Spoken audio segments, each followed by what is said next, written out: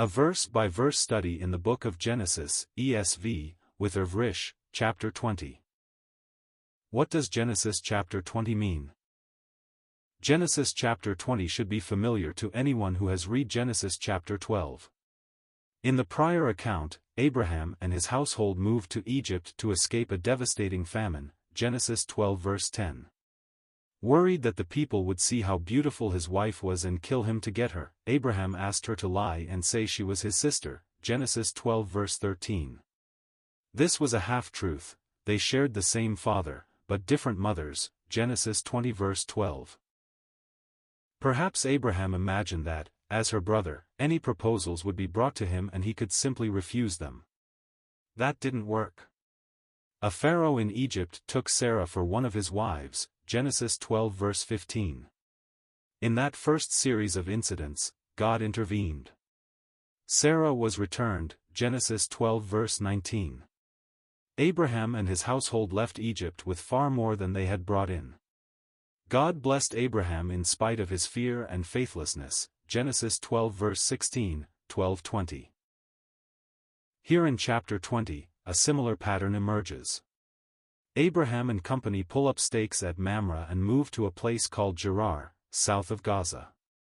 Once again, Abraham and Sarah lie, claiming they are brother and sister, Genesis 20 verse 13.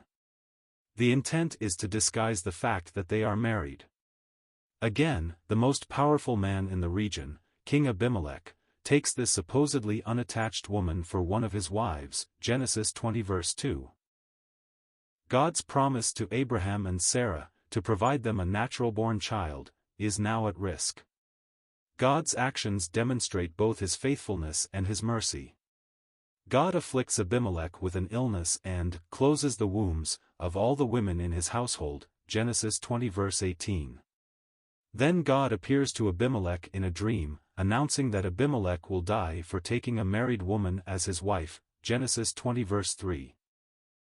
Abimelech responds truthfully that he has not yet approached Sarah and that he acted with full integrity, believing her to be Abraham's sister, Genesis 20 verses 4-5. The Lord agrees. If Abimelech will return Sarah, Abraham will pray for them, and Abimelech and all of his household will live. If not, they will all die, Genesis 20 verse 7. Abimelech confronts Abraham about his lie and demands to know why he did it, Genesis 20 verse 9. Abraham's excuse is his fear of being killed by someone who would take Sarah as a wife.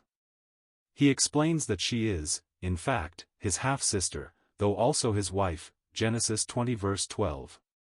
The answer reveals, once more, Abraham's lack of confidence in God to protect him and Sarah, in spite of all of the ways God has shown himself faithful. Abimelech returns Sarah, along with gifts of animals, servants, choice land, and a large sum of silver to show Sarah's innocence and protect her reputation, Genesis 20 verses 14-16. Abraham prays to God. Abimelech is healed.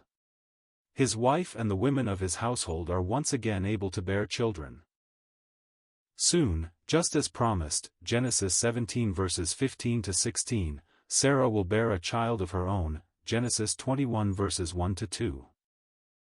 Chapter context. After the dramatic events of the previous chapters, Abraham moves south of Gaza to Gerar. As he did in Egypt, he claims that his wife is his sister. The king of Gerar, Abimelech, takes Sarah as his wife, but is soon struck ill and never approaches her. The Lord offers to spare Abimelech and his household if he will return Sarah and if Abraham will pray for them. Sarah is returned. All are healed, including all the women who have been unable to bear children. In the following chapter, Sarah herself will finally bear Abraham a son, an outcome God safeguards through his actions in this chapter. Verse by verse. Verse 1. From there Abraham journeyed toward the territory of the Negeb and lived between Kadesh and Shur, and he sojourned in Gerar. Abraham moves his great household from the region around Mamre south toward the border of the land of Canaan. We're not told the reason for this move. They settle in Gerar, between Kadesh and Shur. Gerar was south of Gaza, near the coast of the Mediterranean Sea, and within the borders of the Promised Land. Abraham traveled often throughout the land of Canaan during his lifetime. The events of this chapter echo those of Genesis chapter 12, where Abraham succumbed to fear during his travels. There, Abraham lied about being married to Sarah, resulting in her being taken by the ruling Pharaoh as a wife. Only after God's intervention was the situation resolved. Here, strangely, Abraham seems to make exactly the same fearful mistake. Rather than simply acting in faith, and being honest, Abraham and Sarah once again try to scheme their way towards a goal. And, as happened in other cases, the scheme backfires. Genesis 12 verses 13 to 15. Context summary: Genesis 20 verses 1 to 18 describes what happens when Abraham once again moves to a new place and insists on lying that Sarah is merely his sister and not his wife. Abimelech, the king of Gerar, takes Sarah as one of his wives. He is soon struck with an illness and visited in a dream with a warning from God that he will die if he doesn't return Sarah to Abraham and if Abraham doesn't pray for him. Sarah is returned untouched, Abraham prays, and all are healed. Verse 2. And Abraham said of Sarah his wife, "She is my sister." And Abimelech king of Gerar sent and took Sarah. After moving to a new place, Gerar, Abraham repeats an old scheme he had used much earlier in his life. Genesis 12 reports that Abraham had moved his household into Egypt, forced out of Canaan by a famine in the land. At that time, he was afraid someone would notice his wife's great beauty and kill him to get her. Genesis 12 verse 12. So, he asked Sarah to tell a half-lie for him, "Say you are my sister." She was, in fact, his half-sister. They shared the same father, but different mothers. Genesis 20 verse 12. Perhaps Abraham thought someone would ask his permission to marry her and, as her brother, he could simply refuse. It didn't work. An Egyptian pharaoh simply took her, added her to his harem, and paid Abraham great sums as her brother. Then, as he often will in these instances, God stepped in to resolve the situation. Here, God will eventually do the same. This is a frustrating incident in the life of Abraham, who has recently seen many signs of God's great power and faithfulness. Even so, Abraham acts out of fear and faithlessness. Once again, the lie backfires. The king of Gerar, Abimelech, takes Sarah for a wife, believing her to be Abraham's sister. Verse 3. But God came to Abimelech in a dream by night and said to him, "Behold, you are a dead man because of the woman whom you have taken, for she is a man's wife." As he often does in the Bible, God appears to someone in a nighttime dream. God very matter-of-factly tells Abimelech, king of Gerar, that he is a dead man. He is guilty of adultery because Sarah is another man's wife. Abimelech had apparently been quite ill, a disease sent by God specifically as a warning about the situation with Sarah, Genesis 20 verse 17. Later verses also indicate that all of the women in Abimelech's household were afflicted with barrenness, for the same reason, Genesis 20 verse 18. As the following verses will reveal, even the pagan Abimelech understood adultery to be a great sin. Abimelech will defend himself to God based on two main claims, that he had not actually yet slept with Sarah, and that he did not know she was married, Genesis 20 verses 4 to 5. After God reassures him that the situation can be resolved, Abimelech will scold Abraham for his lie, demanding an explanation for why such a thing was done, Genesis 20 verse 9. Verse 4. Now Abimelech had not approached her. So he said, "Lord, will you kill an innocent people?" God is speaking to Abimelech in a nighttime dream. God has told Abimelech, the king of Gerar, that he will die from his current illness, Genesis 20 verse 3, for taking a married woman as his wife. Abimelech now pushes back, he had not yet approached Sarah. He asks if God would kill an innocent people. The only reason he has taken Sarah is the assumption that she was not married. To his credit, Abimelech appears to be concerned not just about himself but also about his people, who may have been sick, as well. He seems to assume that God's judgment will include more than just the king. That makes more sense when, at the end of this chapter, we learn that God has stopped any of the women in Abimelech's household from bearing children. Abimelech's question about God's character, whether the Lord would kill innocent people, echoes Abraham's question to the Lord about whether he would destroy righteous people in his judgment of Sodom, Genesis 18 verse 23. In both cases, the answer was no. God's character remains intact throughout these moments. This not only highlights the righteousness of God, it would have been a cutting point for Abraham to hear. His own actions put the innocent at risk, though he had appealed to God for the sake of the innocent in Genesis chapter 18. Verse 5. Did he not himself say to me, "She is my sister"? And she herself said, "He is my brother." In the integrity of my heart and the innocence of my hands I have done this. The conversation between God and Abimelech continues. God has said, flatly, that Abimelech would die from his current illness for taking a married woman for his wife. Abimelech responded that he had not yet had sex with Sarah. If a king had many wives and concubines, it's possible that Sarah might have been in his house for some time before he would have even approached her for the first time. Later information, regarding the barrenness of Abimelech's household, supports the idea that she had been there for quite some time, Genesis 20 verses 17 to 18. Given that nothing has happened, Abimelech asks, would God kill innocent people? Now Abimelech points out that Abraham himself said that Sarah was his sister. Abraham deceived him. Not only had Abimelech not yet slept with Sarah, he had acted with integrity in his heart.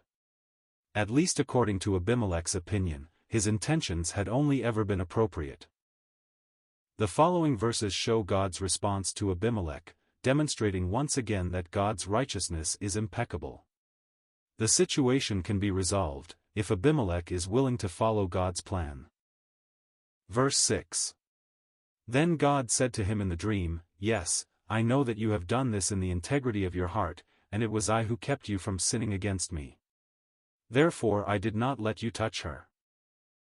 God has appeared to King Abimelech in a nighttime dream with a startling message: you are going to die from your current illness, because you took a married woman as your wife. Abimelech's response has been that not only had he not yet slept with Sarah, he had acted with integrity. He believed Abraham's lie that Sarah was merely his sister. Abimelech's question to the Lord from verse 4 still hangs in the air: will you kill the innocent? Now the Lord relieves the tension a little. He agrees that Abimelech has acted with integrity. He also reveals that he, the Lord, has kept Abimelech from even touching Sarah. This is part of God's faithfulness in protecting his promise to Abraham and Sarah, that they would soon have a natural-born son, Genesis 17 verses 15 to 16. Making it clear that Sarah and Abimelech were not intimate is key to this passage. Though the text doesn't say so here, verse 17 reveals that Abimelech had been ill.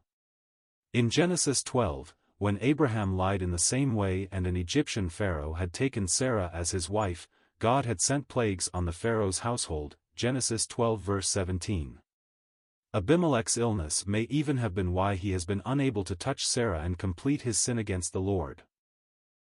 Notice that God describes this potential adultery as a sin against himself and not just against Sarah and Abraham.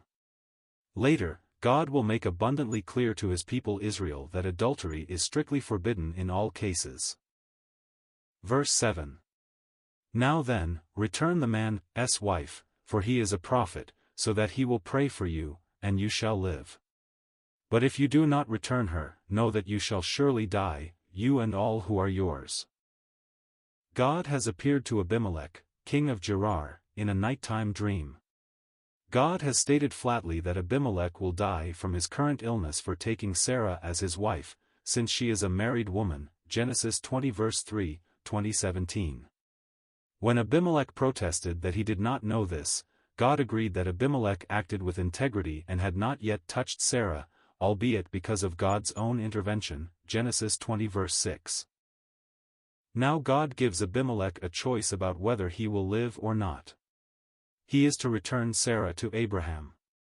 When he does so, Abraham will pray, and Abimelech and his household will live. Otherwise, they will all die. This is the first use of the Hebrew word for prophet, nabi, in the Old Testament. God considered Abraham to be a prophet, one who speaks for God and to God on behalf of others. Abraham has already approached God on behalf of Lot and the people of Sodom in Genesis 18. Apparently, this is the end of God's conversation with Abimelech in a dream. When morning comes, Abimelech will quickly act on what the Lord has said to him.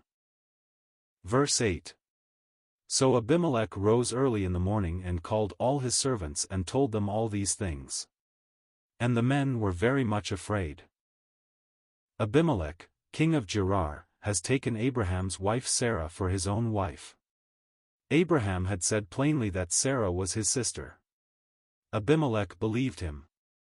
Apparently, some time passed during which God kept all of the women in Abimelech's household from bearing children and during which Abimelech, and possibly others, had become very ill. Genesis 20 verses 17 to 18. The previous verses describe a conversation between God and Abimelech in a dream. God said Abimelech would die for taking away another man's wife, Genesis 20 verse 3. Abimelech said, truthfully, that he didn't know Sarah was married, and he had not yet touched her, Genesis 20 verses 4 to 5. God agreed, stating that Abimelech and his household would live if he would return Sarah to Abraham and Abraham would pray for them, Genesis 20 verses 6 to 7. Now Abimelech gets up early in the morning and tells all his servants about the dream. Everyone is afraid. They believe, apparently, that God will do as he says. Their fear of God demonstrates more faith in him than Abraham's fearful lie to Abimelech. Verse 9. Then Abimelech called Abraham and said to him, What have you done to us? And how have I sinned against you, that you have brought on me and my kingdom a great sin? You have done to me things that ought not to be done. Abimelech appears to be rightfully angry. He calls Abraham before him and confronts him with very similar questions to those asked of Abraham by an Egyptian pharaoh many years earlier, Genesis 12 verses 18 to 19. Here, though, the questions have a more pointed tone. Abraham has lied and told Abimelech that Sarah is his sister, leaving out the full truth that they are actually married. When Abimelech took Sarah into his house as an additional wife, he was stricken with a disease and confronted by God in a dream, Genesis 20 verse 3. Abimelech wants to know what he has ever done to Abraham. It's a question asked by a reasonable person. Did I do something to deserve this terrible treatment from you? Unlike the Pharaoh, Abimelech also identifies this near adultery as a great sin with consequences for himself and his whole kingdom. He seems to agree with God that adultery is wrong. He says clearly to Abraham, You shouldn't have done this. Verse 10. And Abimelech said to Abraham, What did you see, that you did this thing? Abraham's actions put the king and his family at risk. They were stricken with disease and barrenness, Genesis 20 verses 17 to 18, until God confronted Abimelech in a dream, Genesis 20 verse 3. At that point, Abimelech appealed to his good intentions, and that he had not yet touched Sarah. In the prior verse, Abimelech had demanded to know why Abraham had acted so inappropriately, by lying and allowing this risk to fall on his family. After beginning with an angry series of confrontational questions in the previous verse, Abimelech's question here seems more pointed. He genuinely wants to know why Abraham lied and said that Sarah was his sister. More specifically, Abimelech asks what Abraham has seen or encountered that would motivate this kind of deception. Abimelech honestly doesn't get it. In light of all of God's goodness to Abraham, his answer in the following verses will not be very satisfying to us either, though it will sound very human. Verse 11. Abraham said, I did it because I thought, there is no fear of God at all in this place, and they will kill me because of my wife. Abimelech has asked Abraham a reasonable question. He wants to know why Abraham lied about Sarah being his sister. This resulted in Abimelech taking Sarah as a wife, and nearly committing adultery as a result. Genesis 20 verses 2-5. Why did Abraham do this thing and bring the wrath of God on Abimelech and his innocent household? Abimelech is pressing the question very directly. He wants to understand what would lead Abraham to do such a thing. Abraham's answer reveals how his fear in that situation overcame his faith in God, and an apparent misunderstanding about the faith of Abimelech and his people. Abraham believed there was no fear of God in Gerar. He believed someone might kill him to take Sarah for his own. Notice that Abraham, again, was not wrong about Sarah's desirability. She must have been extremely attractive. Both in Egypt years earlier and now in Gerar, the most powerful man in the area quickly took her for his own wife. Genesis 12 verses 14-15. Abraham was wrong, though, about God's ability and/or willingness to protect him and Sarah. His lack of faith is hard for us, as readers of the Bible, to fully understand. Abraham has literally walked and talked with the Lord. He has seen God utterly destroy the wicked people of Sodom and Gomorrah while rescuing his own nephew Lot from among them. He has received blessing after blessing from the Lord, alongside powerful promises, including one that Sarah will bear him a son within the year. Abraham was also wrong, it seems, about the lack of faith in God in Gerar.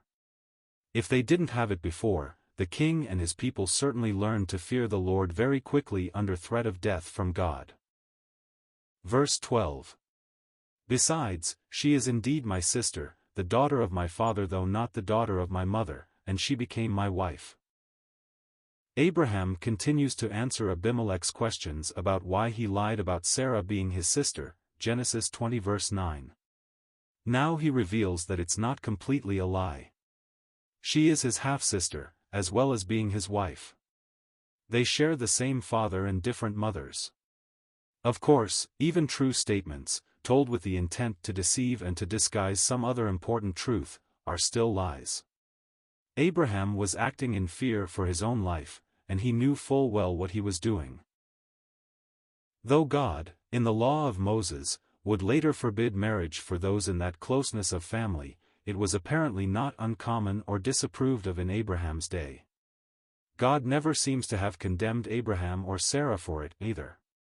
In contrast, the relations between Lot and his daughters described in the previous chapter was apparently thought to be wrong both in Abraham's time and, later, under the law of Moses. Verse 13. And when God caused me to wander from my father's house, I said to her, This is the kindness you must do me, at every place to which we come, say of me, he is my brother. Abraham continues his explanation to Abimelech about why he lied about Sarah being his sister. First, Abraham admitted he was afraid that someone would kill him to take Sarah. Next, he revealed that Sarah was, after all, his half-sister. Finally, he claims that telling this lie has been a strategy they have used ever since they began traveling away from the safety of their homeland. More specifically, Abraham says that he asked Sarah to participate in this lie as a kindness to him. As details appear, it becomes harder for us to sympathize with Abraham in this situation. He is admitting, here, that he has repeatedly asked Sarah to put herself in harm's way in order to save his own life. In addition, this is only the second time Scripture has mentioned him doing this when coming to a new place, Genesis 12 verses 12-13. So, is Abraham lying about it being their normal routine? Or has it happened in other places, as well? We don't know. This is the end of Abraham's explanation to Abimelech, as unsatisfying as it must have been. Verse 14. Then Abimelech took sheep and oxen, and male servants and female servants, and gave them to Abraham, and returned Sarah his wife to him. God had said to Abimelech that he and all those who were his would die if he failed to return Sarah to Abraham. They would live, however, when Abraham prayed for them, Genesis 20 verse 7. Abimelech had taken Sarah as a wife, thanks to Abraham's lie that she was only his sister.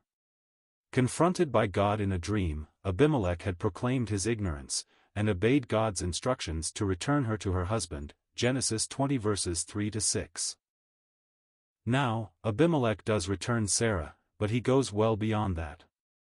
He also gives Abraham sheep, oxen, and servants, in addition to a large sum of silver mentioned in verse 16. Abimelech seems eager to clear away any hint of this potential sin and any scandal between him, Abraham, and Sarah.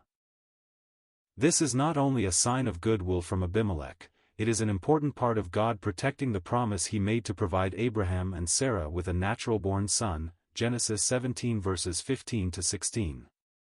The fact that Abimelech, in no uncertain terms, never touched Sarah maintains the upcoming birth of Abraham's son, Isaac, as legitimate. Verse 15. And Abimelech said, Behold, my land is before you, dwell where it pleases you. Years before this, Abraham had lied about Sarah, causing the Pharaoh of Egypt to take her as a wife. When the Pharaoh realized what had happened, he immediately returned Sarah, Genesis 12 verses 18-19. At the same time, he immediately had his men escort Abraham and his family out of Egypt, Genesis 12 verse 20. That Pharaoh didn't want to be anywhere near a people whose God brought plagues on his household. Now, after a very similar lie from Abraham results in almost the same consequences, King Abimelech has a different response. In addition to returning Sarah, along with gifts of herds, flocks, and servants, the king of Gerar offers to allow Abraham to settle anywhere in his kingdom that he would like. It's hard to imagine he was happy with Abraham. More likely, the king was eager for Abraham to pray for him and for his household so that they would live. It's also possible that Abimelech wanted to prove his good intentions to the Lord. Verse 16. To Sarah he said, Behold, I have given your brother 1,000 pieces of silver. It is a sign of your innocence in the eyes of all who are with you, and before everyone you are vindicated. Years earlier, the Lord had promised to unconditionally bless Abraham. He continues to do so here. Even when Abraham appears to act dishonorably in fear and faithlessness, God blesses him in it. It happened after Abraham's lie about Sarah being his sister in Egypt, and it happens again here.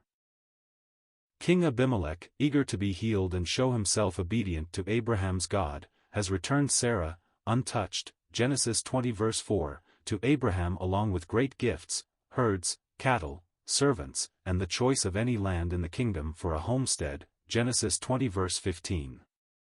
Now the king goes even further, blessing Abraham and Sarah in two more ways. First, Abimelech gives Abraham 1,000 pieces of silver. That's a lot of money in this era, far beyond the normal price for a bride.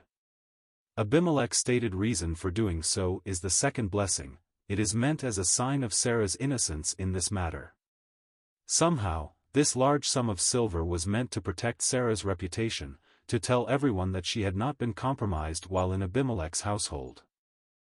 Notice that while telling this to Sarah, he still calls Abraham her brother and not her husband. Since that was the half-truth, half-lie used by Abraham, Abimelech might mean that statement as a not-so-subtle sign of his continued displeasure with fearful Abraham. Verse 17. Then Abraham prayed to God, and God healed Abimelech, and also healed his wife and female slaves so that they bore children. Abraham's earlier lie had caused King Abimelech to take Sarah as a wife, not realizing she was actually married to Abraham, Genesis 20 verses 2-3. After being confronted by God and stricken with an illness, King Abimelech returned Sarah to Abraham, untouched, along with gifts of herds, cattle, servants, choice land, and a great amount of silver, Genesis 20 verse 16. In return, Abraham fulfilled his obligation. He prayed to God for Abimelech's healing. God healed Abimelech, as well as returning to Abimelech's wife and female slaves the ability to bear children again. God restored what he had taken from Abimelech and his household after Abimelech returned what he had taken, in innocence, from Abraham. More specifically, God healed after Abraham prayed. Why did God require the middle step of another person's prayer before taking action? God often works that way, especially through his prophets in the Old Testament and in the church today. God stands ready to exercise his power in response to the prayers of his people. He wants us to ask, he acts when we do. James 5 verses 17 to 18. Verse 18. For the Lord had closed all the wombs of the house of Abimelech because of Sarah, Abraham's wife. The previous verse reveals that in response to Abraham's prayer for their healing, God restored the ability of Abimelech's wife and his female slaves to bear children. This verse concludes that God had closed all the wombs of all the women in the house of Abimelech because of Sarah. She had been taken in as a wife, by Abimelech, who was deceived by a lie told by Sarah and Abraham, Genesis 20 verses 2 to 3. This established 2 points that are important when interpreting this incident.